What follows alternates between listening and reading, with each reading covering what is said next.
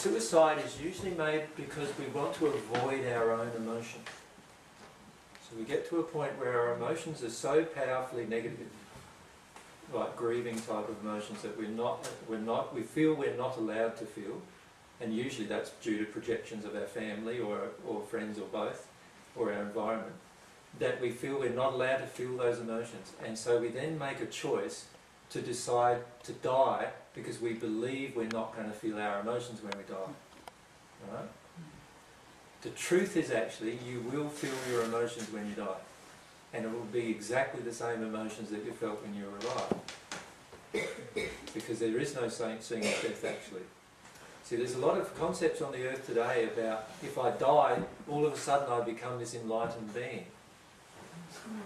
That's not true. You become the person you were the moment before you died, just with a spirit body. That's what you become.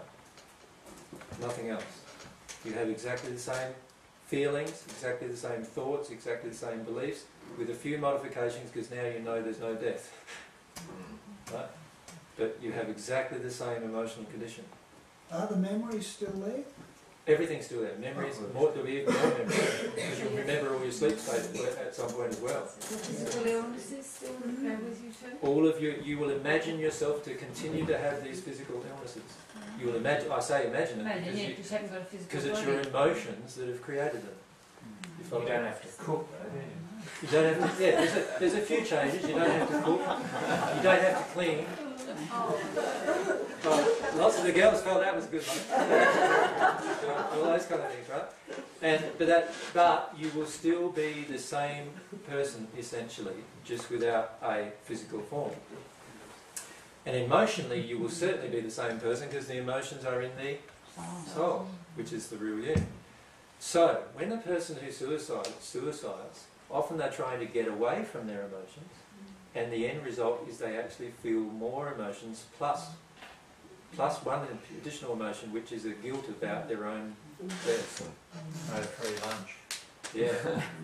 There's a lady who rang me about 2 weeks ago on the phone, and she said, "Oh, I'm going to commit suicide tonight," and she was serious. And she said, "I just wanted to talk to you about what it's like on the other side." Wow.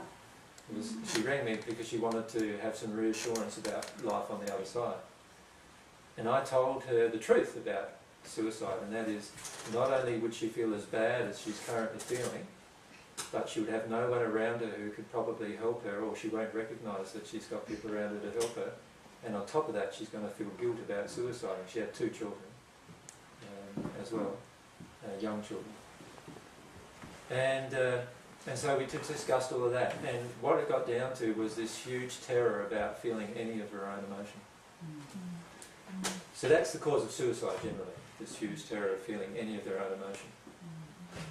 And the key, you can help a person who's suicided after they've passed quite a lot, as well as before they pass. You can help them also not make the choice to suicide, but make a different choice. This lady has made the choice now to actually feel all of her emotions. She rings me up quite terrified at times, but still is making the choice to feel her own emotions now. The emotions that she's denied, that she had denied.